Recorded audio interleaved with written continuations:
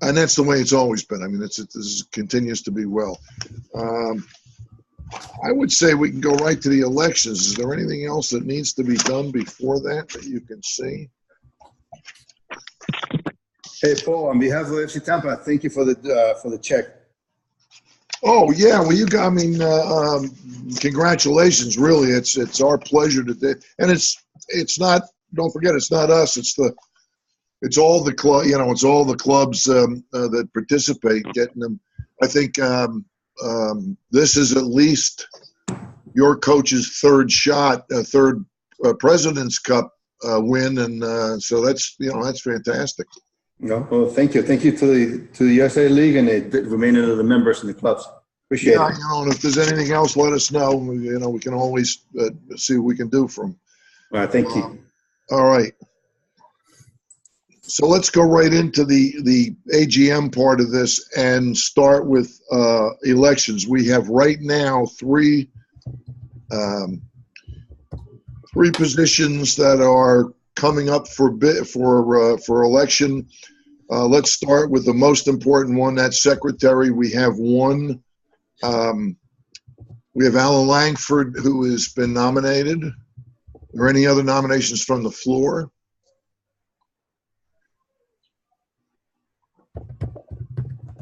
Well, all in favor. We can probably do it by voice. That's you, Coco, and Alan or Les. Aye. Aye. Aye. Aye. Oldsmar. We've got, how about you, Kai? Aye. Good. Aye. All right. Well, we're still not on Braden River, but that's the only votes that we're missing. That is not a majority of the votes. I believe there's about 120 out, and that's about 90 of them right there. All right, the next position is senior VP boys, and we have one nomination. That's Les Moore, who would be new to the board. Would be great. Nominations from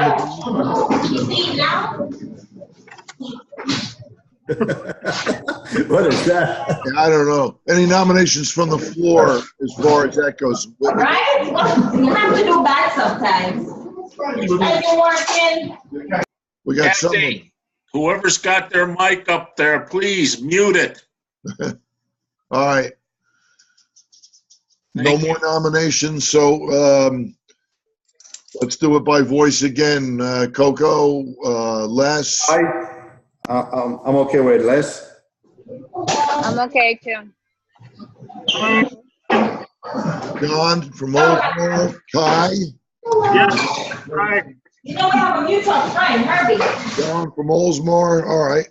Braden River's still not on. We'll consider that a election. Congratulations, Les. We're glad. Thank you, guys. Thank you for your vote.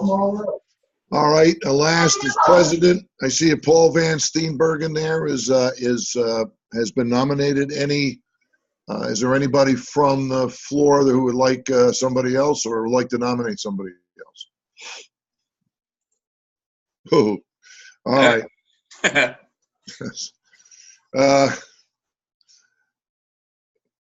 Good. All right. Well, let's just get this done by voice. Coco.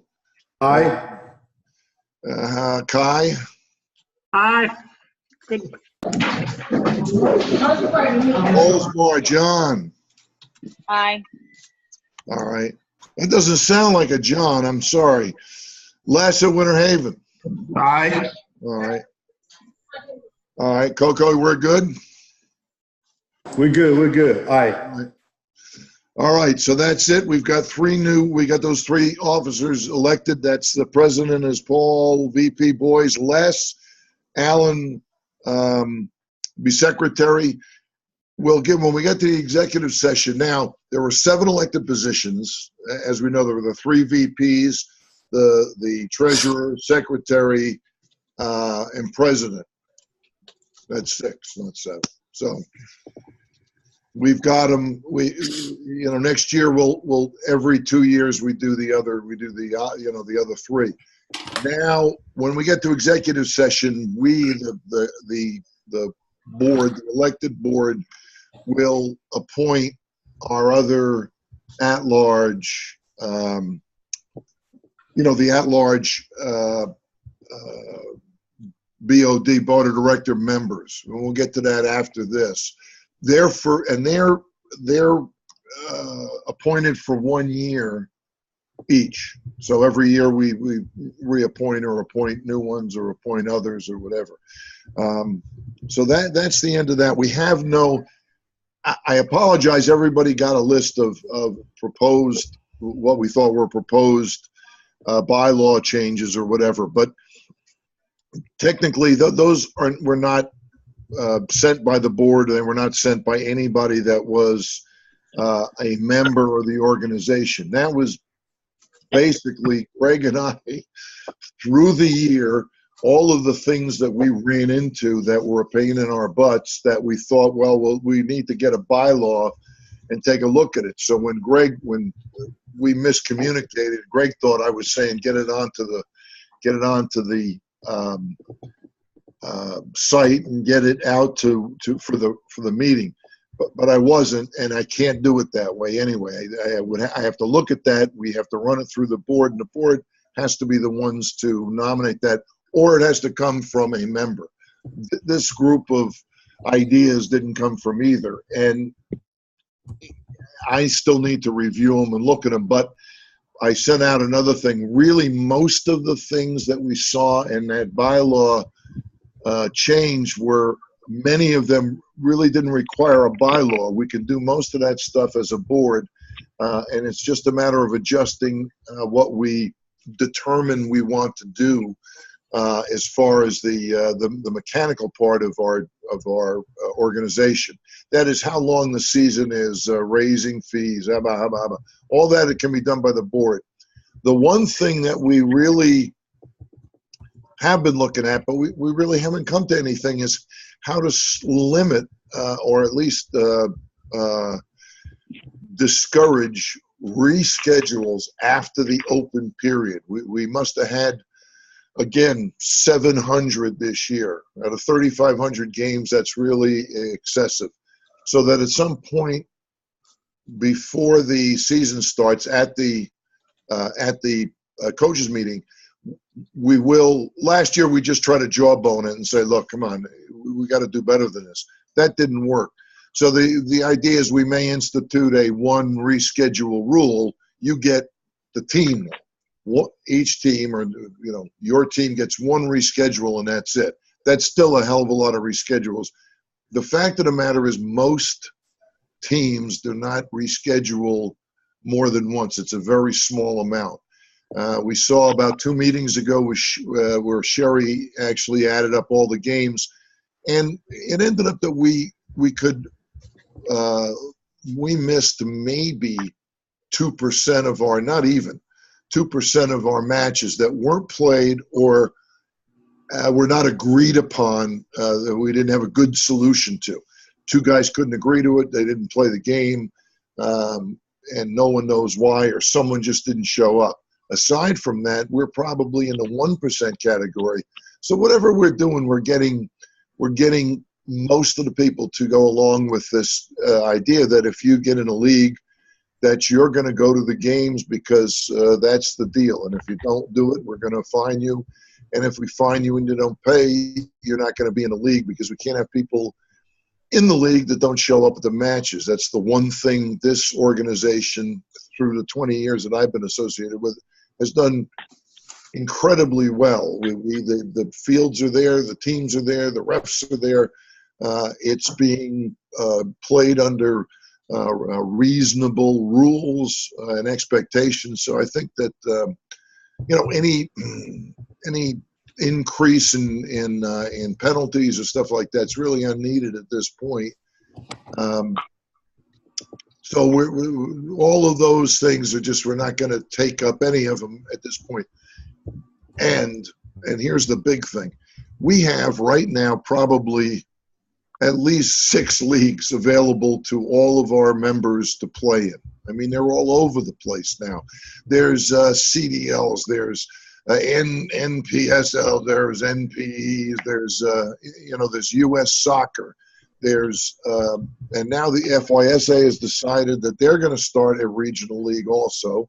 There is a organization, EDP, I think it's called, or something like that, that we've talked to briefly about, getting together with.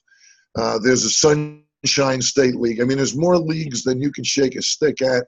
They're regional, state, interstate. It is a blizzard of guys really trying, and you can't blame them as entrepreneurs.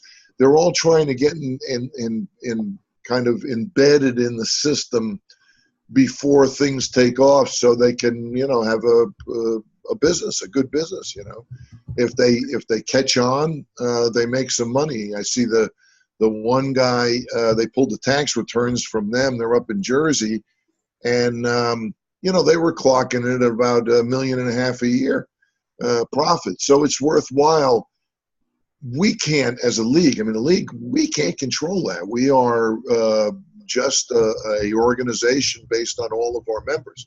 If teams decide to do some, other things, that's not controllable by us.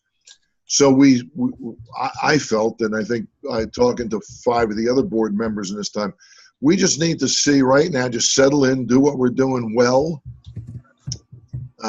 and continue to do it and organize and see exactly in by the coaches' meetings what we have to organize with. Most people feel that we'll lose a few teams. Some people feel we're not going to lose any. I've got no idea. So I don't think we should propose anything radical, especially in bylaw changes. More, we got to see what really makes sense for us once we get organized to play this year. And until that time, we don't know. Does any of you guys have any feel for what it's going to be like? Mike? Nah, I got Paulie. What do I know? It's. No, I know. Kai, how about Kai? Kai, you would have expressed and said didn't think it would affect us much. Maybe it will, maybe it won't. I don't think it's going to affect us much. No. So, but there is going to be some. There's going to be some chop out there. There's going to be some backwater. So we've got to wait and see what our numbers look like.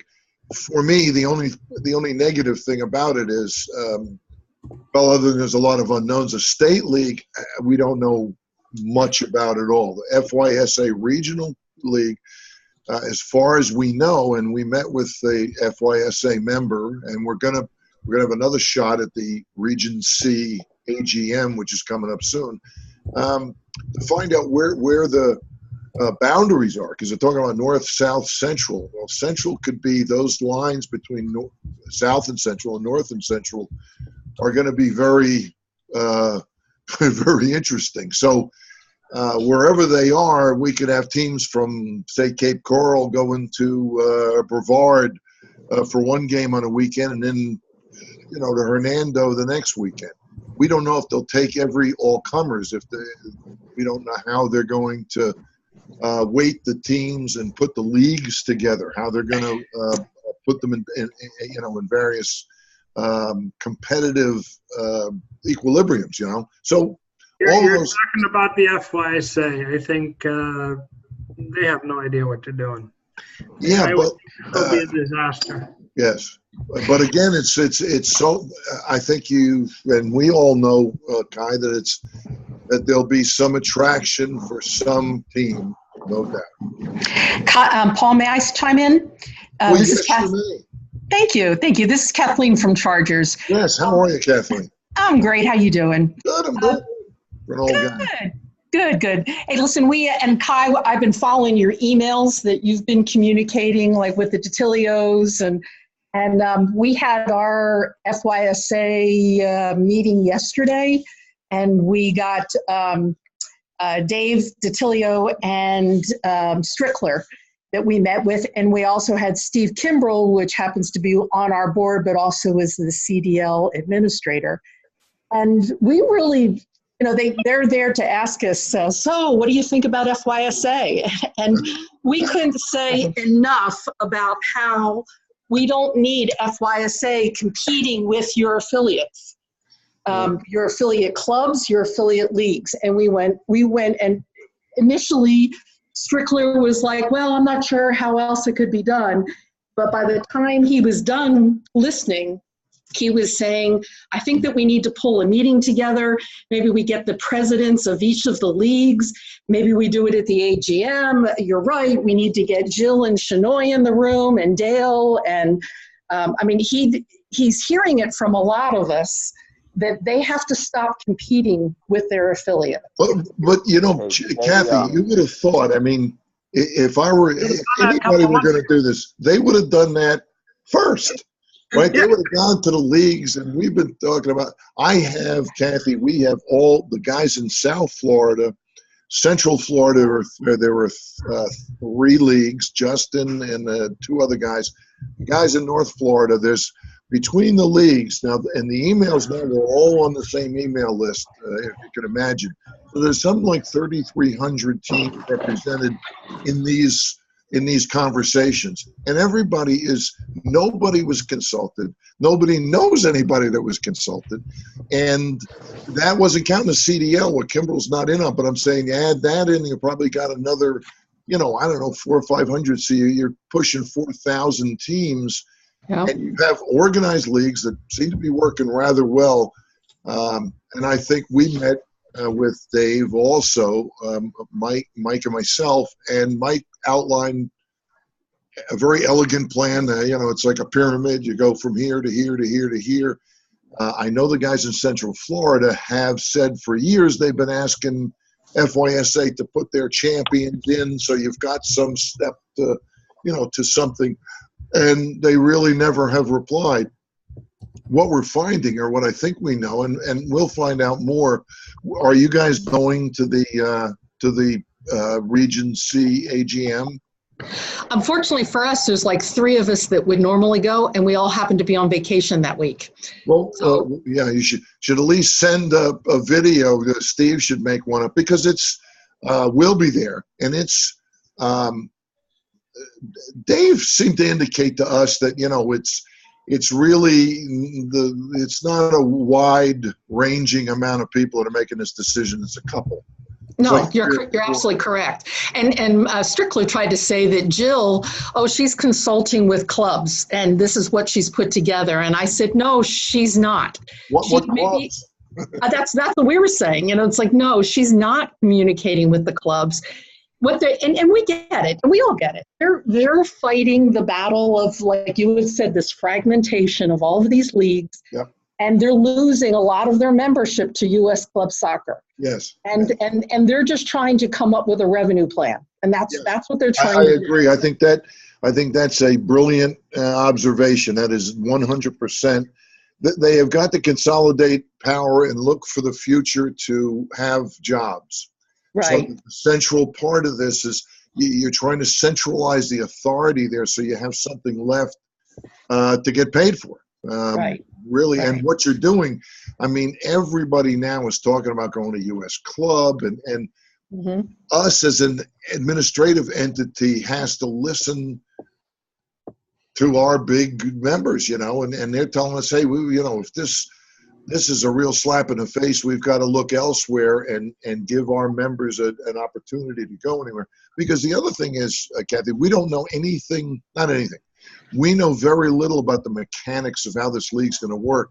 Right. That's not good. Will they take every team? They're talking about home and home series, so that, again, we don't know where things are going to be as far as the geographic spread. 3 different sections of Florida. You're going to have guys going 300 and 400 miles in this thing without. And then what's going to be the penalty if they don't show up? None of that's really clear, and that's really all up in the air. So until we kind of, that's why I'm saying with our bylaws and whatnot, until we paddle through this and just get to the end of it, we just got to really see what's going to be left, because I think at even the AGM, just so you guys know, that this group of leagues, which is a lot of, a hell of a lot of teams, a lot of votes, is talking about, sending their own unified nominations in for the positions open. And certainly they'd be in opposition to the current board, I would think. So all of that has to get played out, I believe, before we, we'll know what we need to do. We're going to run our league just like normal and see. The only thing that's bad about that for everybody, just so you know, is the density of play. The more teams you have, the more dense the play is. So the more that the games that everyone's playing are equal. If you've got 7 teams from willy-nilly all over, you're very likely to have 1 or 2 of them that just are not up to snuff, and it's not, the other teams don't really enjoy whacking somebody 7 or 8-0. So that's one of the fears. If you keep cutting these leagues, you're going to have a bunch of leagues that really have very uneven play in them. So, but I don't know the answer to it, Kathy. We've just got to keep in touch and kind of work our way through this, and you tell Steve and whoever else is on that CDL board to stay close, so they can, have a say so in it. Absolutely. The other big thing is the rule changes that are coming. I was just sent a copy of the current version. There's supposed to be some updates. I haven't had a chance to go through it yet, but this next AGM with FYSA is going to be really interesting. Yeah, well, we're told, Kathy, also, so you can get this back to your guys at the CDL also, is that we were told to read them very carefully. In other words, there's a feeling out there that instead of cleaning them up, they're going to Turk them a little bit, and you're going to have to really read them before you, that there were changes in there that are really not going to be obvious at first, that you really better read the whole thing. Right. And somebody in our organization can read, I'm sure. Yeah. That stuff before it, they fall asleep. So, Paul, may I come in for a second? Yeah, sure. One. I've been working on this for a good while now, because we definitely, at the small clubs, and I would say that Florida Hawks is a small club. To give you a number, we ended up with 310 players for the new season. And when we analyze where we are losing players, we are very, very clear that we are losing players to leagues that are under the umbrella of U.S. club soccer, period. Most of our players are the good ones, and I don't care about losing them, because they need to go there. The good ones, they're going to the DA program. They lost the DA the U.S. Soccer Federation eliminated the DA. So now the DA clubs created their own league under the U.S. Club Soccer umbrella. To me, a brilliant move from them. If there would be any strength of FYSA, they might have also gone to FYSA and say, okay, let's do it under FYSA, but they didn't. They went to U.S. Club Soccer. So our first point is we lose players to the DA. Right now I'm talking Florida Hawks. We lost 6 players this year to the DA.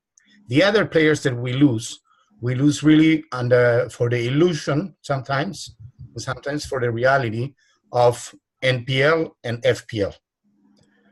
So is the level of those leagues a little bit better? I would say that is fair to say. Absolutely. Not a whole lot better, but it's a little bit better. No one would argue that. The reality is that we are not losing them to U.S. Club Soccer. We are losing them to another organization, which is Florida Premiership. And Florida Premiership, I don't know if you're aware of it, is starting a new league, which is called RED, Regional Elite Development. That's under US club though. Run by Florida Premiership. I met with them on Friday. Under US Club Soccer, yes. Yeah. But it's Florida Premiership, Mike. Yeah, I know. So is it? Go ahead, Mike. No, I understand that. They are running the Florida Premiership under the US club. Yeah. Well, but that's another outgrowth, Juan. Am I correct, of U.S. club soccer? Correct. Yeah. Another level. I don't know. I don't know personally. I haven't understood if Florida Premiership is an organization like would be a USA or CDL, or if it is an organization that belongs to U.S. club soccer. The fact is that they are under that umbrella. Yeah. And now they are offering RED, Regional Elite Development, which is a step that you have to go if at some point you're going to be allowed to play FPL, NPL, and whatever comes after that. So I see a big problem in FYSA, but I also see that we might have to look a little bit more into ourselves and see if Florida Premiership, and let's equal it to for the theoretical point, to USA or CDL. At some point, we might have to sit down and see if they are able to create that level. Why couldn't to see our main leagues, USA and CDL, get together and sit down and say, all right, can we create the level that FPL and NPL and run it like that? You were talking about the amount of teams that are represented there. 4,000 teams. It's not, I wouldn't say that it's impossible to create exactly the same level that NPL or whatever Florida Premiership is running. Agreed, Juan. In fact, that's for all of us probably a conversation. If you get to the regional AGM, that's a 2-hour discussion, and I think there's a lot of good points on every side. We on the board, a number of us have been rolling this around for years. Basically, look, if everyone would agree that the best 40 players in every age group and every gender were to be moved up and into something, it doesn't matter what it is, right? That's 3 or 4 teams that we can generally, if they move together, would be the best in those age groups in our area, right? So, but that's not a very high number. In other words, I think the issue we see is we need to support everybody that wants to play. We had 550 teams last year,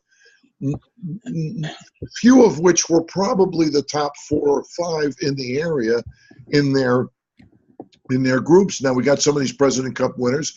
Mike's gone from the league to win the state championship. So it's not that we don't have any. It's that in the main, if they were all to move to something, it has no effect on the rest of us if everybody goes back and starts playing, because the level of play that will be left will still be very high. You'll be missing 45 players. But that's not what we're seeing. There's just an explosion here where people don't even know where to go. We've talked about 6 leagues already tonight that I would have a choice if I were a club as to where to put my teams. So some of these naturally, Juan, have to either fail or be failures or are organized for another reason. Now, if I organize a league just to have a league, basically to make some money, and all of the clubs that would join my league want to be in that league to kind of protect the kids they got so no one sees them play or anything, well, then that's another reason to have a league. It's not for egalitarian purposes of the best play you can get. And I think our organization and the team and the clubs that are in it need to support play. for everybody who is an affiliate and everybody who's reasonable. In other words, if they don't pay, if they don't show up or they're constantly having fights at the games, I get it. But otherwise, we're trying to support the play for literally thousands of kids who want to play organized, elegant soccer. So these leagues really, as far as I can see, are really designed for everything designed for the elite players is fine. If we could all agree and move them up and out, and everybody agreed they're the elite players, let's do that. But that's not the point of these leagues. These leagues are businesses, are all separate entities, and they're all for-profit businesses. Whether you think they're nonprofit or not, that's what they're there for. And that's got to settle out. I mean, we're one of the few ones that really have no, you see the financials. I mean, obviously, we're not making any money on this. And this league's been around 20-something years. Now, if it can't sustain itself, if its purpose is not sustainable, then it's not sustainable. There's nothing, we can do. Nobody thinks that that's the case, but if that is the case, then that's all we can do. We've got to make a decision among ourselves as to what we're here for, and we're here to create the best play we can for the members we have. Agreed? I agree. Well, Paul, can you hear me? Yeah. Steve. Yeah. Steve, yeah. Yeah, pitch in, buddy. Hey, thanks. Everybody wants to be the best, I think, and that's what's powering, like you just said, all these different leagues, including FYSA. I don't see any purpose whatsoever. I'm sure we all agree of why even FYSA has to form a regional league of any kind. We have all these others. Our purpose, like you just said, is to. There's not a lot of places where your basic players, like you said, that just want to play organized soccer can go, other than our league. Other leagues you have to be invited. Other leagues you have to, make the cut, whatever. Is there any of these other leagues that are open to everybody? And I think pretty much, in my opinion, is like you said, let's just keep moving forward. And really, we've seen leagues try to get off the ground and pretty much implode anyway, because there's too many factors that come into play. And people are not very easily, let's get away from what we've been doing for all these years and try this new thing, because what happens if it doesn't establish itself? So I think the FYSA, when we're battling the others, they're just trying to create something that has to be better than everybody else. Maybe because they can't get involved in it, or they don't have the membership to be a part of it, or whatever. How it was back when CVL again was the elite club and we were not the elite club, or whatever. Everybody wanted to be in it. Well, now it's kind of balanced out. That's just my opinion. I think everybody's going to continue to try to top everybody and get around. Absolutely. It's all marketing right now, Steve, and we recognize that. I mean, but we can't. I don't know how to. We have, or just to tell you, like 3 or 4 of us have been contacted by all kinds of people, and there are leagues out there that are USYSA, FYSA affiliates that are national in scope, that are interested in form. Well, if we find that our premier program fits that model, then we'll take it there. We'll bring it in and put it in front of everybody. Just a couple comments. I mean, looking over at the last couple of years, I mean, you got all these leagues coming in, markets saturated. And at the end of the day, there was a DA, there's ECNL, there's PDL, PDE, whatever you want to call it. There isn't a Premier League anywhere. It is all watered down, okay? And at the end of the day, do we need to create another league? I think we just should do what we want to do. At the end of the day, nothing changes by creating another league. At the end of the day, only a small percentage of players will end up going to college anyway. It'll not change. And I don't understand all these new leagues selling the latest and greatest. Still not going to change anything. The product is still going to be probably worse off than it was before because Yeah, it's going to be very watered down. because it is so saturated. Help ECNL and DA. Is there a difference anymore? I don't think so. One could say that ECNL might be stronger than whatever. So I remember when the NPL was the latest and greatest, and then they created the FPL to let the lesser teams in. Hell, now they're even creating a rec league. I don't know. I think they're gonna fall. I think they're gonna fall by the wayside. I mean, yeah, that's the point. Is we need to keep whatever we're going to call this organization of these clubs. We need to stay tight and work together because otherwise you won't have any play. When these guys go away, there's going to be no way to schedule matches for anybody. But the other thing to remember is, Kai, that there's a P.T. Barnum, I think it was, said there's a sucker born every minute. The reason these leagues continue to work well because the ultimate consumer of them, the parents, keep changing. So they're always on this ladder where they're going up, and then they fall off the ladder, they're gone, and the next guys are up in U9s and 10s. So they get sold the same set of bullshit, basically, year in and year out, and that supply never ends. It's endless. It's just coming out of the soup and going right up the ladder. So that the thought that someone will learn something is impossible to hope for, in my opinion, because as long as there's money to be made, as long as there's somebody out there to scam or to bullshit or whatever and extract money for it, you're going to have it.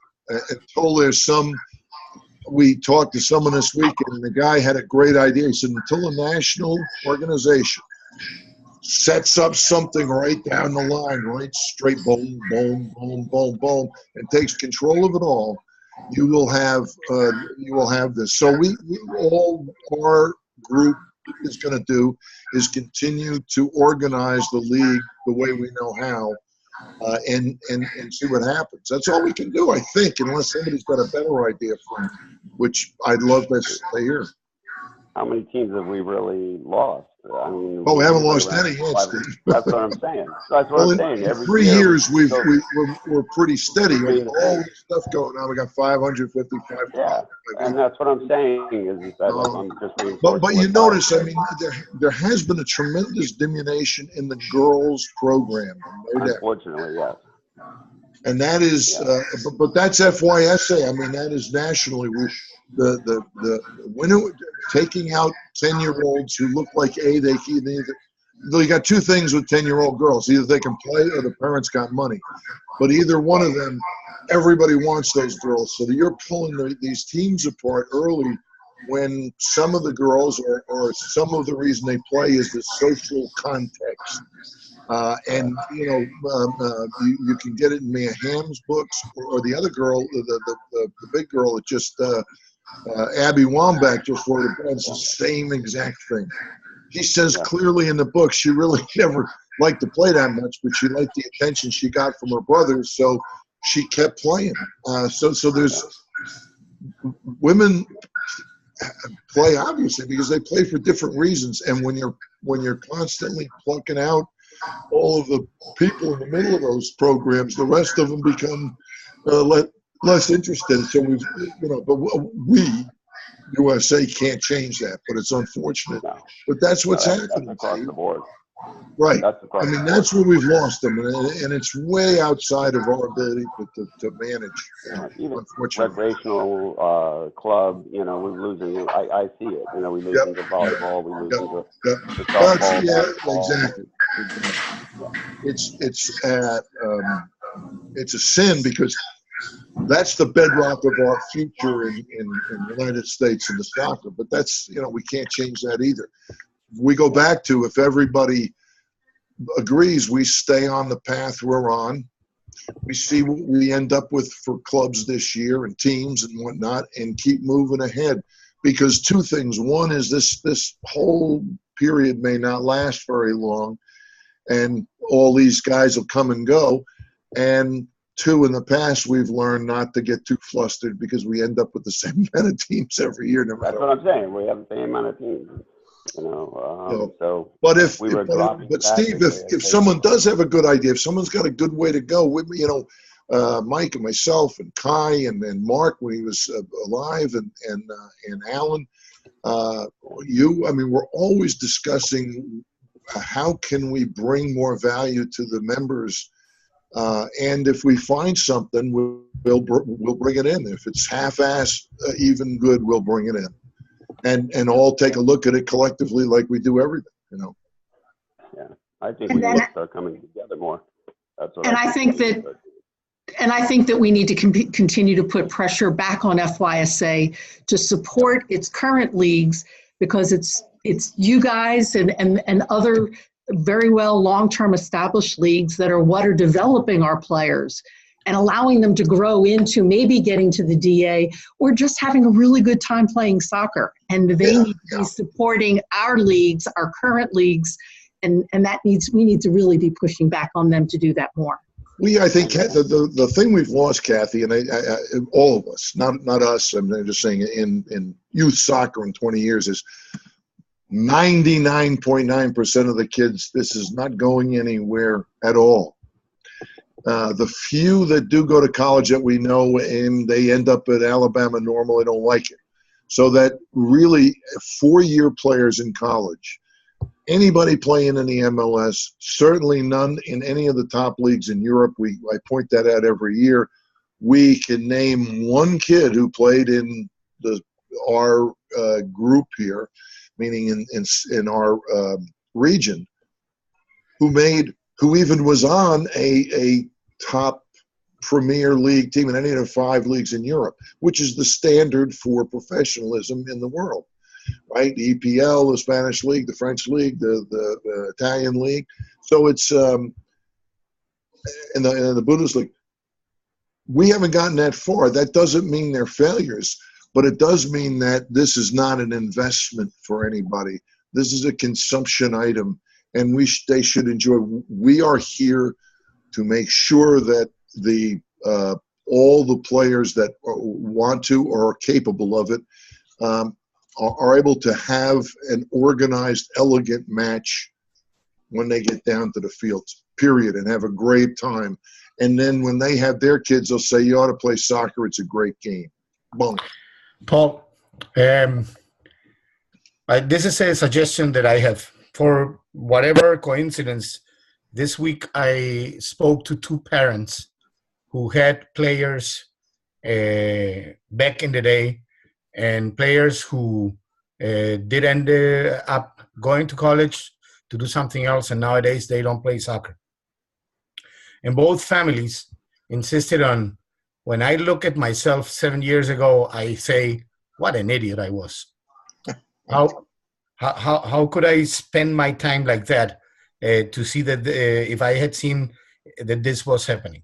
So my suggestion with anybody who has real stats about what you're saying, which is absolutely true, a very, very small percentage of players get to go anywhere in terms of making their living out of soccer. Yet the dream and the behavior on the sidelines of a 8-year-old kid, the parents are acting like if that's gonna be. If we could put together an educational video and bring out, I don't know, 10 parents that would give testimonials saying, so that you don't have that climbing of the ladder again every year, and put it on the website and say, listen to the testimonials. Juan, you're 100% right. There's probably 10 different ways we can do that. Here is 2 things just to so you can think about these that I'm told through the years, because I'm a realist. Being an economist by trade really makes us dour to start with. We always got bad news for people. One is, when you tell me my son and daughter is not as good as I think they are, you're being a real bring down, and you're ruining the aspirational edge that we have, all this aspirational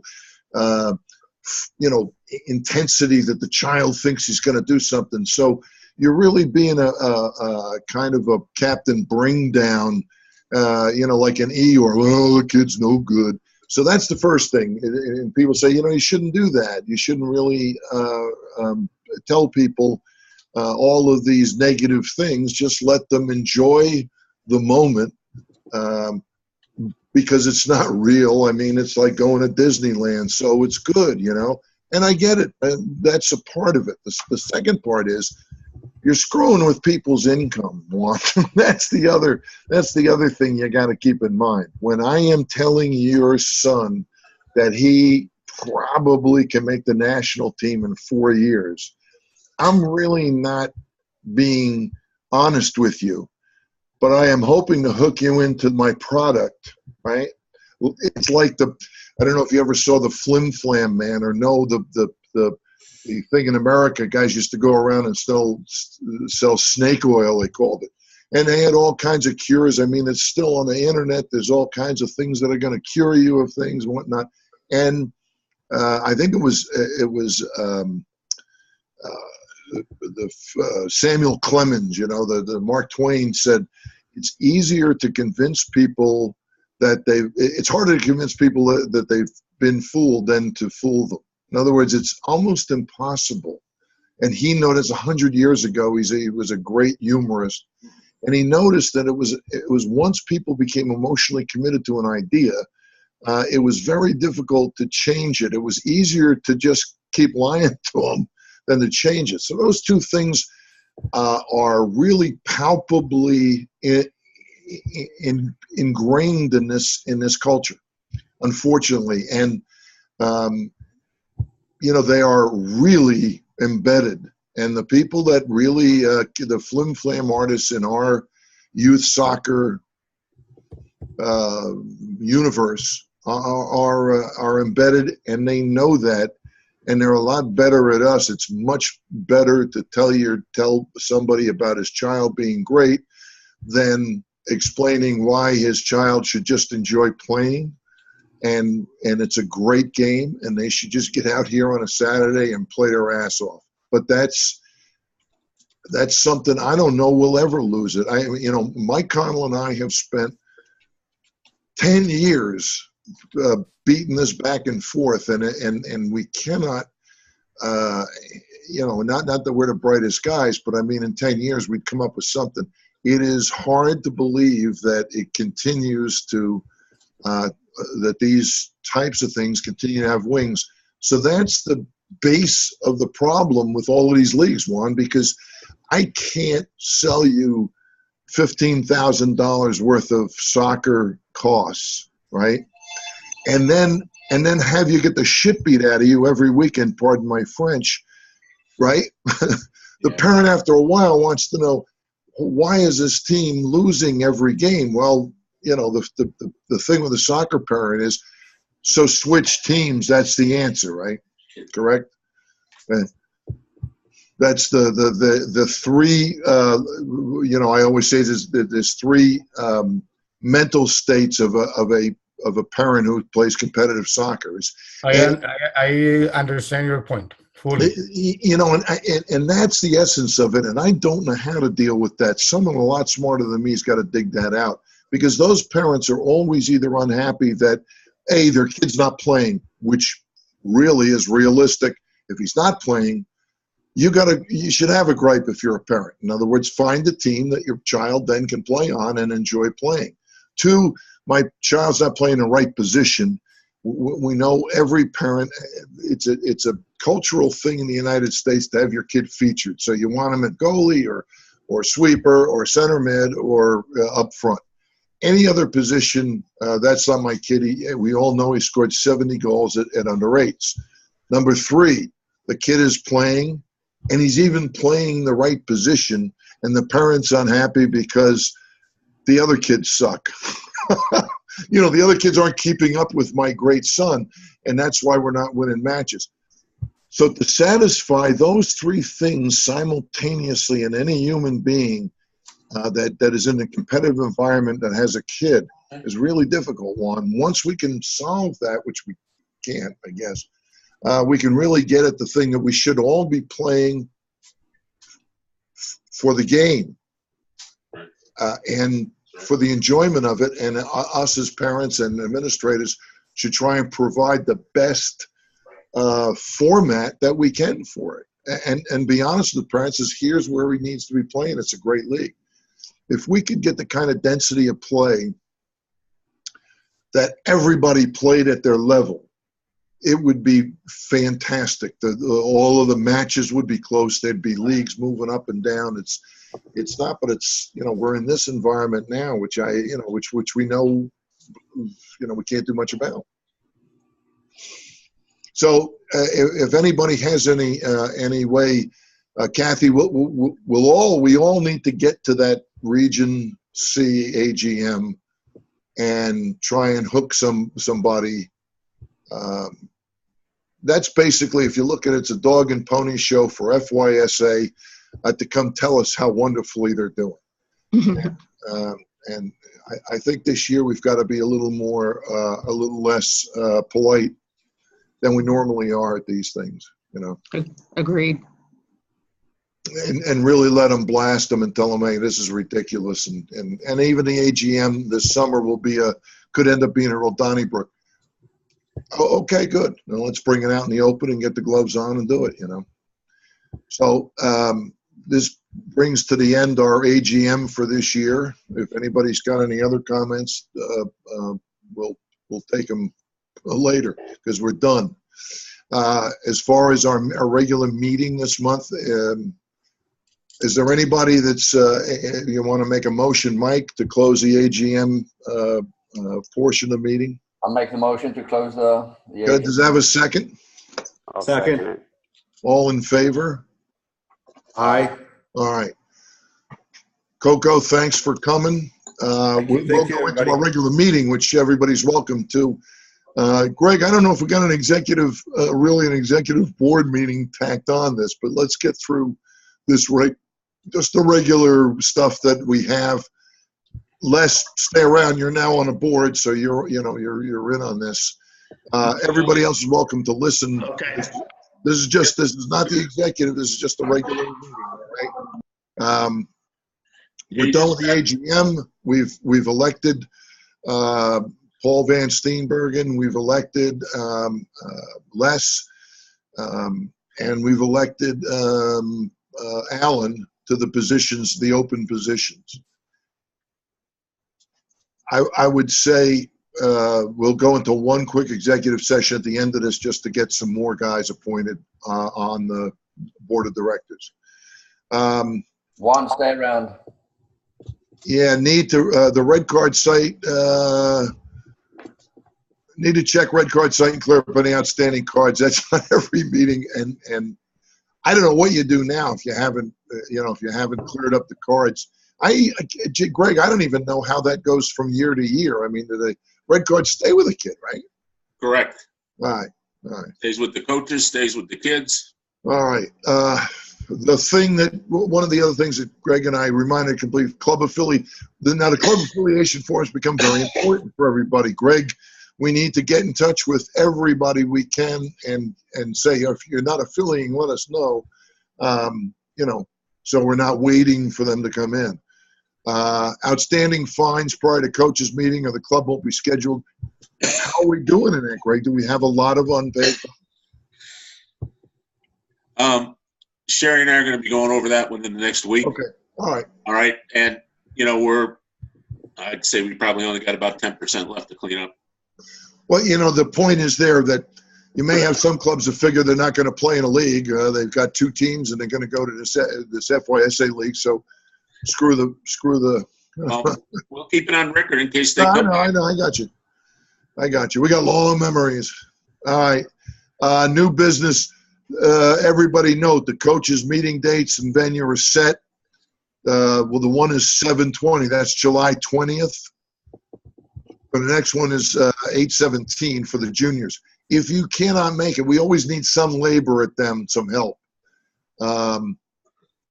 So, you know, all of us on the board that can try and make it, we've always done pretty good at those things as far as getting people there, but we need it.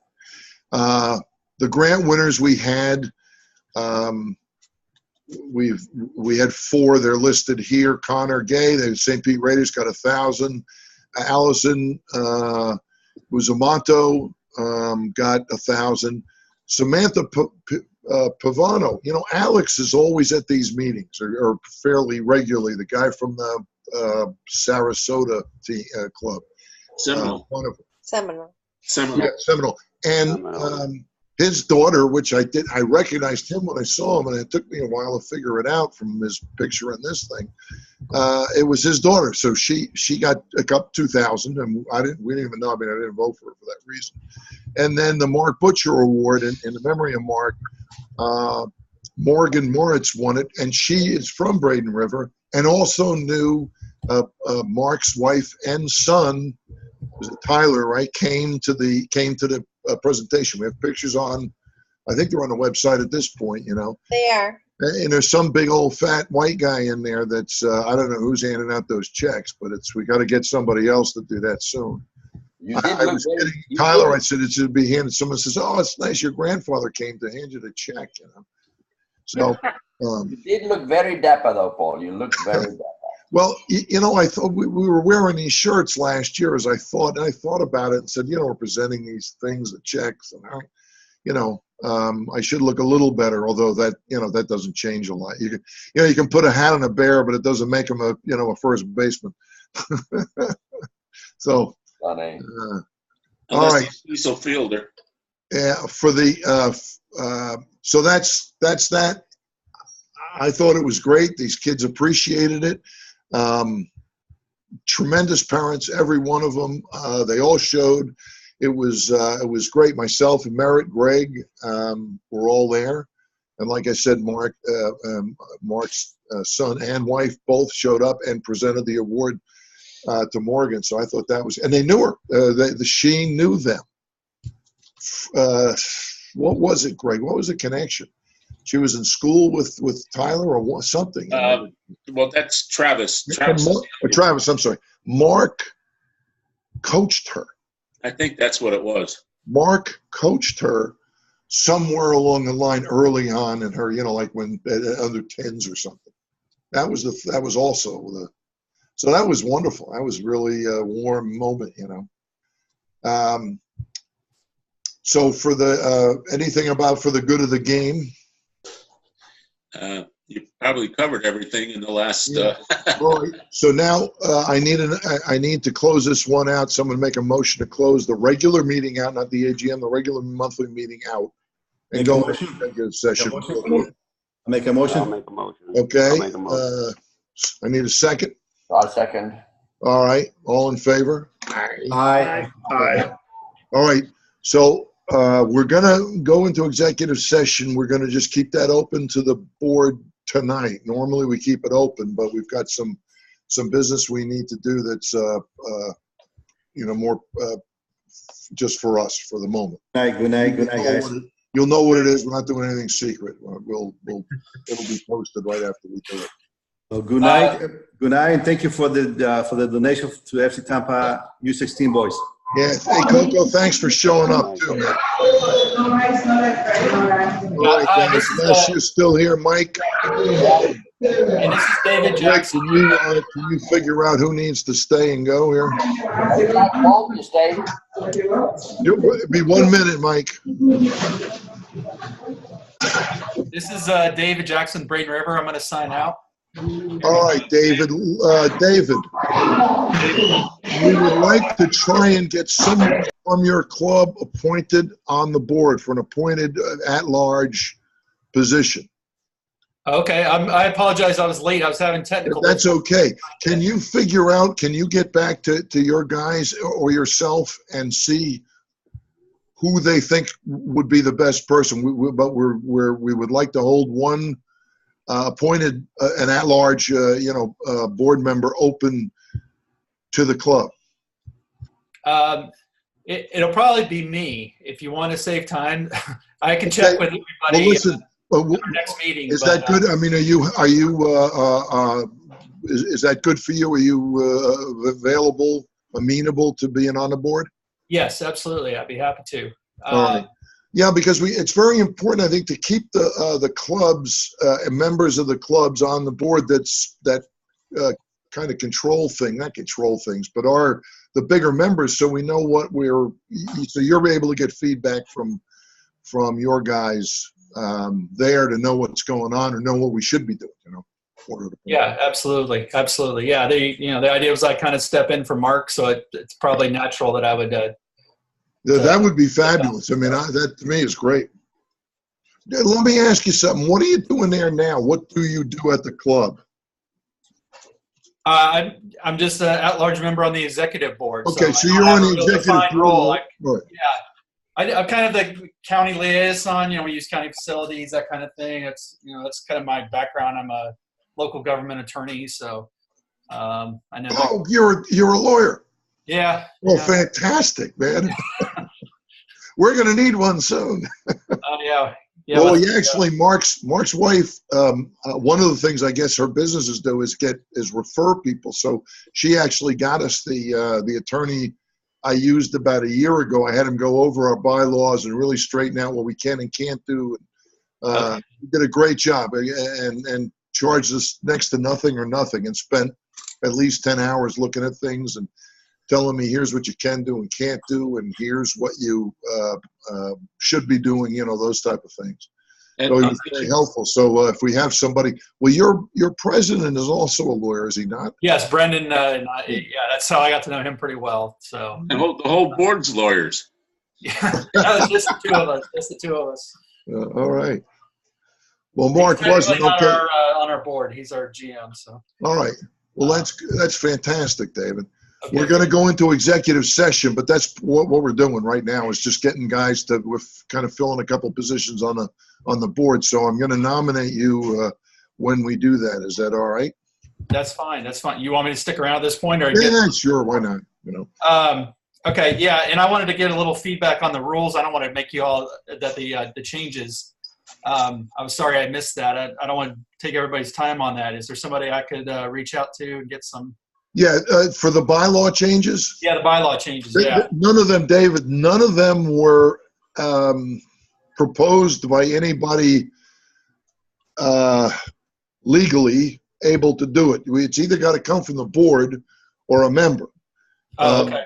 What happened was Greg and I during the year are constantly going over pains in the, things that we need to correct or we need to try and get some tightening up of the rules. So he and I all year have been going back and forth, and I keep telling him, put that in a file somewhere. So okay. Those are the things that came out of our conversations. Greg was good enough to put them all together. They weren't meant to get to the board. I really needed to take all of them and present them to the board and have the board say, these are our recommendations. Okay. All right. But I was unable to. And then when I finally got them, I couldn't get to them. When I finally read them, I realized many of them, I wrote I could forward that to you. Hey, Greg, would you forward the email I sent this afternoon? 4 or 5 of them don't need, the reasons we were there don't need bylaw changes. We can do that as a board. 2 or 3 of them, one was a recommendation to raise one was a recommendation to cut down the amount of games, and that's going to come. I mean, we can do that ourselves. We do not have to have a bylaw change to decide to make it easier to finish these seasons. We will have less matches, but you can't do that and raise the rate at the same time. Financially, yeah, we had a question about that one for the junior team. Yes, and it's not.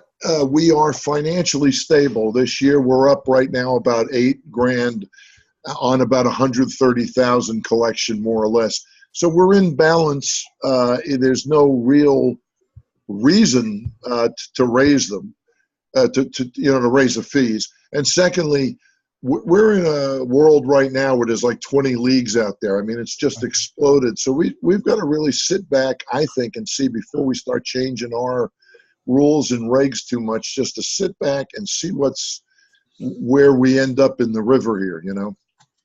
So basically, because they were not given to the board in time to make them to be a board, you know, the board recommends these changes, and they're not from a member. They're just Greg and I bullshitting.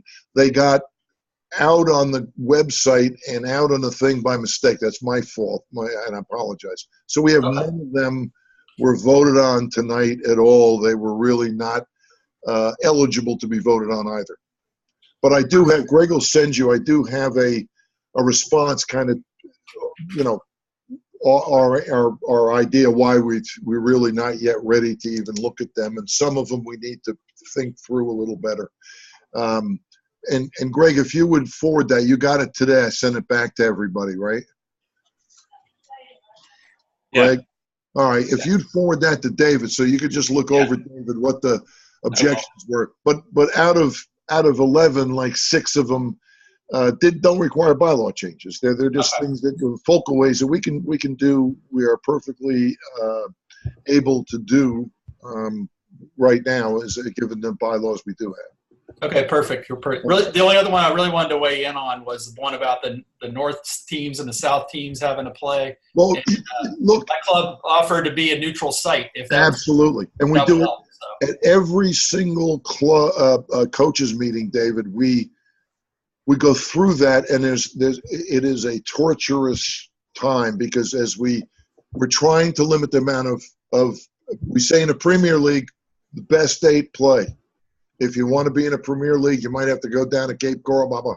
But in 2 and 3, we do not require you to go below, and we should put, this year I think we'll put in a parallel, because it really isn't, it's somewhere south of you. It's really where the fields are in Northport is about the cutoff south. Right. So the complaint, first of all, the guys that used to be down, Pinellas County, and they said, look, we're tired of playing the same teams. We're playing the same guys all the time. We would like to play somebody else. We're stuck down here, and we get screwed because of that. Good point. Number 2, so we don't allow anybody. We have offered your fields for home fields for anybody below that line in the 2nd and 3rd divisions to utilize them, and Mark and Brendan have all been say, hey, get in touch with us. We'll just figure it out, and we can put them in. So we already try to make a north-south thing make some sense. And if we're at the meeting, and if you're on a board and you're at the meeting, it would help. It's a mishmash, you know, but I mean, guys don't, I'm more mishmashy than say Mike and Merritt. They're more, you know, here's what it is. Well, and it all works. In other words, their point is well taken with me. It kind of keeps a collar on me, and I'm trying to loosen those guys up a little bit, you know. So somehow in the middle, everybody's happy going away. But we're trying to, you know, to accommodate everybody as much as we can in those meetings within reason. You know, within reason. Nobody's always happy, but you're trying to get most people happy, I guess. Kind of like my kids, you know, I was never happy. So, so that north-south thing is already in play. We're already really well aware of it and doing it. You can't make a bylaw like that because you lock that in, and it's just it just doesn't work. Right. It puts another artificial barrier into your decision making that you don't need. You know. Well, to the extent it's an issue, we're reoffering our fields. Yeah, well, I appreciate it. You guys have been tremendous about that, and I'm surprised more teams weren't smart enough to take you up on that because it's a great solution. Yeah. You know, rather than an away schedule. But we're going to still keep that line parallel for 2nd and 3rd division, and see how it works. But it's in no way perfect, David, because it really does. You know, when you get a lot of teams down there, it's great. Everybody's happy. Yeah. But when you have a few, you really, some guys are driving too far, it's a whole mishmash. And now that we have more activity out east, there's complaints there too. Oh, geez, I got to go all the way out to wherever. And part of this is it is regional, and we try and keep the travel down. So, all right. All right. So, executive session, we're in it. We probably need, at least tonight, we probably can take care of two or three positions. We got Merritt, who is like our referee Kismet, our referee rabbi there. And he agreed. I talked to him. I spoke to him recently. He said yes, he'd be happy to serve again. I'd like to nominate David because I'd like to continue with the Braden River connection. It's been very good for us. The first guy, Mark, was a great guy. I mean, it was a big loss, a great guy. And, that's a big program down there, and they're a lot like the rest of us, so we really need to get in touch with them. Any other ones? Mike? Kai? Well, I would like to nominate Juan Bo the Regard, but he's not on anymore. I see. Yeah, I'm open. How about everybody else? Well, one thing I think, if we get these three guys on, that's enough for the moment. But I think we got to look at the lay of the land too to see who's left. We want to be sure that whoever it is has skin in our game. Skin in the game here. Yeah. But I personally like Juan. Has anybody got any ideas about Juan as far as that goes? I think he'd be a good fit for our board. And we know a couple other guys out there. I think tonight, if we just get these three, unless you guys want to do something else, we get these three, we vote on them, they're at large, and we go from there. And then whatever we got to add after that, we can do. We can do that anytime, at any meeting. So I'll nominate first Merritt Guthrie for a open board position, the at-large board position. It's 1 year. It's an appointment. Can I get a second? Somebody second it. Mike, second it. Second, I second. All right. All in favor? Aye. Aye. All right. Have we got a quorum? I guess we do. All right. And the second nomination is David Jackson from Braden River. Can I get a second on that? I second that. Thanks, Les. All in favor? Aye. All right. Aye. Spell Juan's last name for me. Beauregard. I'll send it to you. Okay, so pronounce it. Beauregard. Oh, okay. Well, that's a good Southern name. All right, so the last nominee is Juan Beauregard. We know Juan is That's what. in fact. Knowledgeable guy. I like him. I think he's got a world of information for us. And he understands where we're sitting, too. I think his club fits our model to some degree. So we can I get a I nominated him. I need a second. Someone want to second it? Mike? Alan, say yes. All in favor? Aye. Aye. Alan, is Alan still with us? Steve? Ayes? Alan's Aye. Aye. All right, so the board is reconstituted right now. We've added Les. Les, welcome. Thank you. Glad to get you. Steve, also, we've got Alan now that can help. I think we'll take Joe's spot kind of to help the girls thing, because Alan really is a expert kind of in that gender. Beauregard. He's been at it for years, so I mean he's a good bolster. It's kind of a help, and then Les has been and the senior boys. So we got a good balance. All right. Anything else we need, gentlemen? We need to try and get to. You're all invited. Everybody on this board is invited to the Region C AGM. It's kind of like I asked Dave. He said yes. I sent it out to you. That's like saying you just want a free concrete enema, but it's a 2-day thing. It is going to be boring as all get out. It's going to be all the FYSA guys touting what they did for you and everything else. And they even waste 2 days. They used to they take 1 day, get it over with, and that'll be it. Now it's Saturday and Sunday. But there is a Rowdies game in the middle of it, so if you want to stay and go to the Rowdies, that's fine. It's a real imposition because you really don't get much information. But this year we got to try and go. I'm going to try and get there unless something weird happens with the fish. Greg probably, maybe Mike, Kai, David, anybody, Les, anybody can go to that.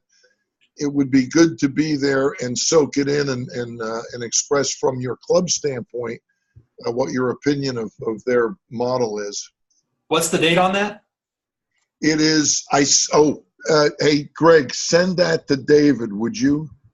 And send me, David, give me your email address. Les, have we got yours also? Yes. Get that to David so we got you on we keep you on the email list, all right? And I'll be at the Regency AGM. Yeah, it's early June. I sent it to Greg, too. Yeah. Hey, Les and Dave, send me an email. Send me an email, would you, just confirming your email address. Okay. That'll get you on the list. I got one from you the other day, Greg. You're Dynamo Zach, right? Yeah. Yeah. Just feed that. I can't remember who I send this stuff out to. Yep. Well, I don't usually get stuff, but I did. Yeah, but this from now on, David, you'll be getting all this, the threads on the US.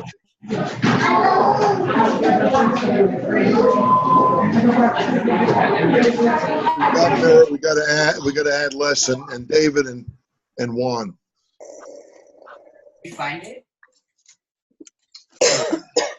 I'm looking. I'm David J8571. Okay.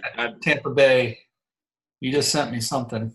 Yeah, I found it someplace and I cut and paste a lot of addresses. Okay. Yeah, I know the meeting announcements go to. Just sent you an email, Greg. Thanks, Les. Yep, I got it, Les. Thank you. Let's see here.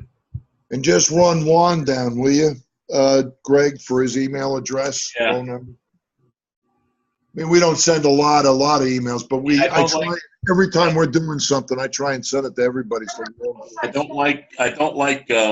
I think he's got a club address because 9 times out of 10, the club emails don't get answered quickly. Mm-hmm. Well, Mike, have you got his contact information? Who's that? Juan. Yeah, I do. I'll send it to you. Yeah, send it to Greg. Greg, I'll come to you right now, Greg. Thanks, Mike. Thank you, Mike. Hey, Paul, so you still got the Region C information? Do I? Yeah. Yeah, it was an invitation from Dave, so yeah, resend it. I'm looking for it. I can't find it. Okay, so forward it to David, but it's early June, Dave. It's like, David, it's I can't look at the calendar, but it's like June 9th or something. The 8th through the 10th or something like that. Yeah, it's a real, I mean, it used to be we'd go out to Auburndale and it'd be one bad day. Terrible. Yeah. And you'd get like 5 minutes of good information. You would see everybody, which was great for me. But Greg, I just sent that to you, okay? Yeah, this 2-day thing is really absolute and utter nonsense. They don't have that much information. So really, guys like you, as far as having to get up, it's in St. Pete. And it's right below where the Rowdies Stadium is. So it's a tie-in for the Rowdies are putting it on. So it may be, the sandwiches will be better or something. I don't know. It's really It's a terrible 2-day thing, unfortunately, but very important this year that we get our hands on some of these people from the state because they are morons.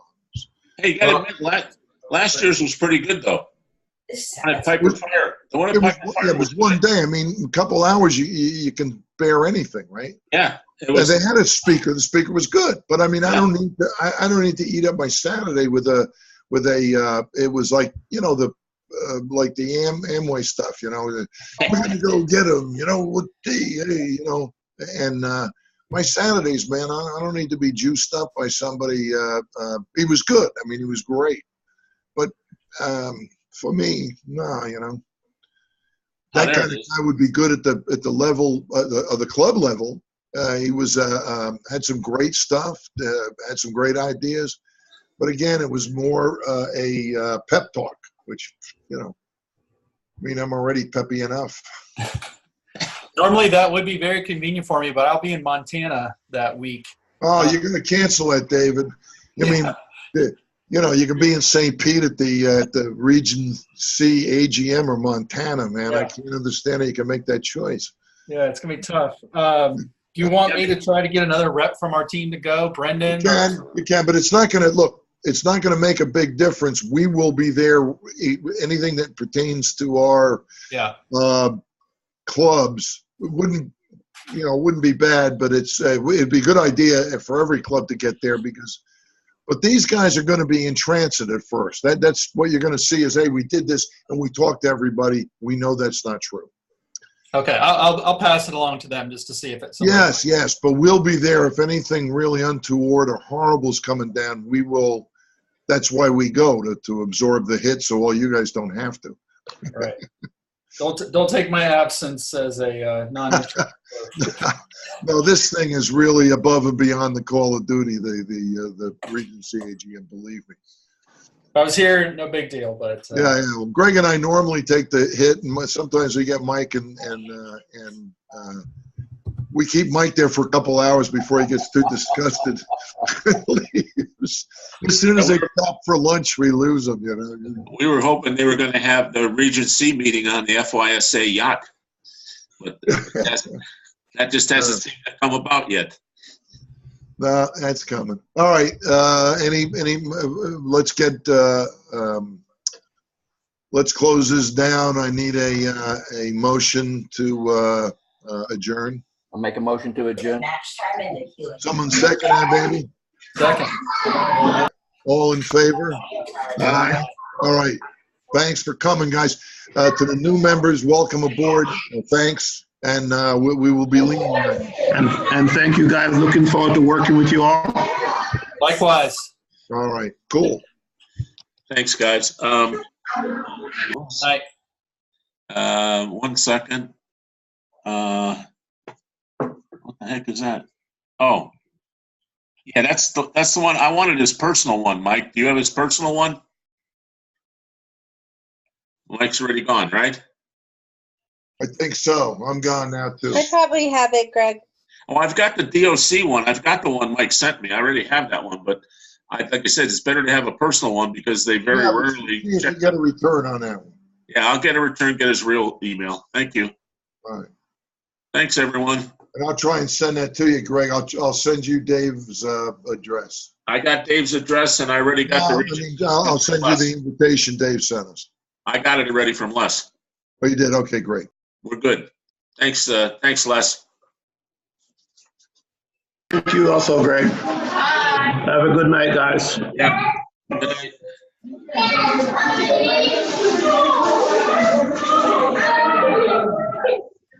night.